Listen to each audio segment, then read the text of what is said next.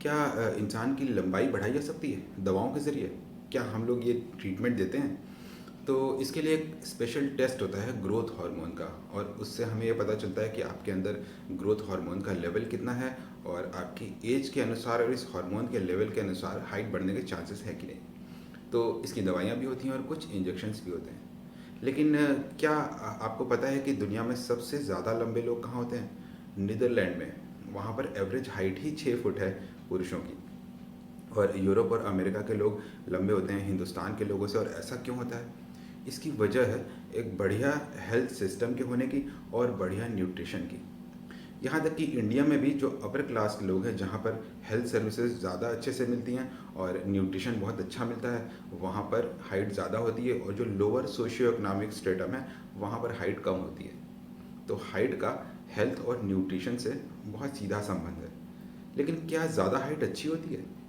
क्या कम हाइट होना बुरा होता है? आइए इसके बारे में हम लोग जानते हैं इवोल्यूशन के बारे में स्टडी करके। इवोल्यूशन का मतलब है कि विकास क्रम, यानी कि धरती पे पहले कुछ छोटी सेल्स बनी थी, फिर उनसे कुछ छोटे ऑर्गेनिज्म बने, प्लांट्स बने और फिर एनिमल्स बने। इस पूरे विकास क्रम को बोलते हैं इवोल्यूशन। पहले पानी में रहने वाले जीव बने, फिर धरती पे रहने वाले जीव बने।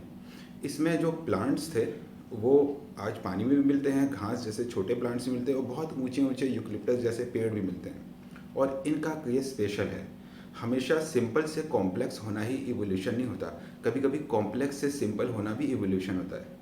जैसे कि उदाहरण के तौर पर प्लांट्स में जो सबसे बाद में आए हैं वो है मोनोकॉट्स, और उनसे पहले जो आए वो थे डाइकॉट्स।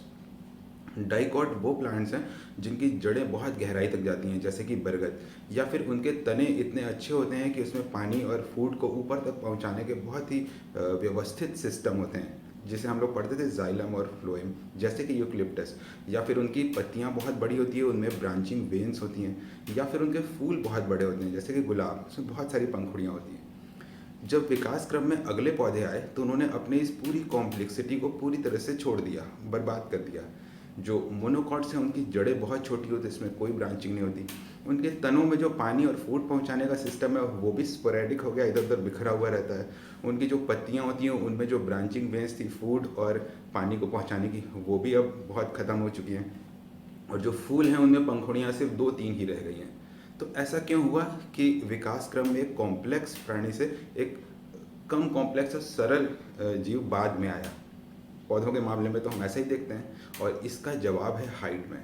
मोनोकॉट्स की हाइट बहुत कम होती है, छोटी घास से लेकर के मुश्किल से 2-3 फुट तक या 4 फुट तक। और इस कम हाइट की बेनिफिट उनको मिला, और वो दुनिया के किसी भी क्षेत्र में, किसी भी लैंड एरिया में रह सकते हैं, पहाड़ की ढलानों में भी उग सकते हैं।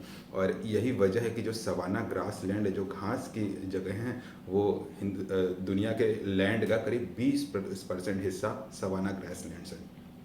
तो इन्होंने जो बड़े पेड़ थे डाइकॉट्स थे उनको मात दे दी। इसके अलावा इन्होंने एक और भी खासियत हासिल की, वो था इंसान के साथ तालमेल बनाना।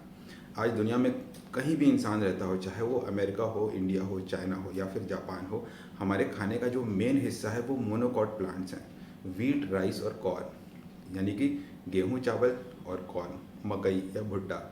तो सब जगह हमारा जो मेन खाना है, हमें जो मेन कार्बोहाइड्रेट मिलता है वो इन्हीं मोनोकॉट से मिलता है। और इसी तालमेल की वजह से मोनोकॉट्स ने एक और भी खासियत हासिल कर ली। अगर कभी स्पेस स्टेशन में या अंतरिक्ष में या चांद पर कभी कोई पौधा उगना होगा तो वो मोनोकॉट होगा, क्योंकि वहाँ साइंटिस्ट जो लैब बनाएंगे वहाँ पर स्पेस कम होगा, छोटी जगहें होंगी, मिट्टी कम होगी, ऑक्सीजन कम होगी, पानी की सप्लाई भी कम होगी। तो हमें ऐसे पौधे चाहिए जो रिसोर्सेज कम यूज़ करें पर हमें ज़्यादा से ज़्यादा फूड बना करके दें।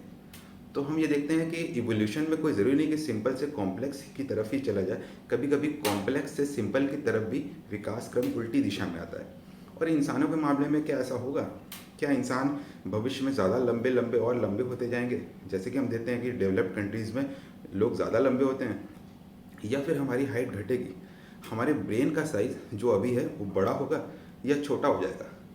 तो कोई 60 लाख सालों से इंसान का इतिहास, जब से वो बंदा था, इतिहास रहा है कि उसके ब्रेन का साइज़ करीब करीब 3 गुना बढ़ गया है। और ब्रेन का साइज़ बढ़ना रुका है पिछले 10,000 साल पहले, जब हमने खेती करना शुरू किया। शायद खेती करना शुरू करने से हमारी लाइफ सेटल हो गई और ब्रेन को उतने चैलेंजेस फेस नहीं करने पड़ते थे। इसके अलावा ब्रेन का साइज़ धीरे-धीरे छोटा होना शुरू हुआ पिछले 10,000 सालों में, लेकिन छोटा होने के साथ ही ज़्यादा इंटेलिजेंट होता गया, ज़्यादा कॉम्प्लेक्स होता गया। तो आज के इंसान बहुत ज़्यादा इंटेलिजेंट होते हैं और साइंटिस्टों का ये कहना है कि आईक्यू हर 10 साल में 3 पॉइंट्स बढ़ जाती है, यानी कि आने वाली जनरेशन सुपर इंटेलिजेंट होने वाली है। लेकिन क्या हमारे शारीरिक स्ट्रक्चर में क्या फ़र्क पड़ने वाला है? तो जैसे जैसे हमारा माइंड ज़्यादा कॉम्प्लेक्स होगा, हम ज़्यादा इलेक्ट्रॉनिक और डिजिटल गैजेट्स पर निर्भर करने लेंगे और हमारी मसल्स वीक होती जाएंगी। पिछले 10,000 की साल की स्टडी में देखा गया है कि जो ह्यूमन स्केलेटन है वो धीरे धीरे छोटा हुआ है और मांसपेशियां धीरे धीरे वीक होती गई हैं। इसके अलावा अगर मांसपेशियां वीक हो जाएंगी तो एक लंबे स्ट्रक्चर को सपोर्ट देना भी मुश्किल हो जाएगा, तो इंसान की हाइट भी थोड़ी घटती चली जाएगी। ब्रेन छोटा हो जाए साइज़ में लेकिन ज़्यादा कॉम्प्लेक्स और तेज हो जाएगा, हाइट थोड़ी कम हो जाएगी, मांसपेशियां वीक हो जाएंगी, स्केलेटन और हड्डियां कमज़ोर हो जाएंगी। तो हो सकता है कि अगले 100, 200 या 1000 सालों बाद इंसान का स्ट्रक्चर आज की तुलना में छोटा हो जाए। हमारी सारी चीज़ें धीरे धीरे छोटी होने लगेंगी लेकिन ब्रेन हमारा तेज हो जाएगा। तो अगर आपकी हाइट कम है और आप सोच रहे हैं कि कुछ दवाइयों से हाइट बढ़ सकती है, तो डिप्रेस होने की ज़रूरत नहीं है। हो सकता है कि आप फ्यूचर के इंसान हो, आप ज़्यादा इवॉल्व हो। और अगर आपको लगता है कि आपको थोड़ा सा हाइट बढ़ाने की ज़रूरत है तो आप क्लिनिक में विज़िट करिए। हम लोग कुछ हार्मोन के टेस्ट करेंगे और आपको बताएंगे कि नेचुरली आपकी हाइट बढ़ सकती है कि नहीं आपके एज के अनुसार।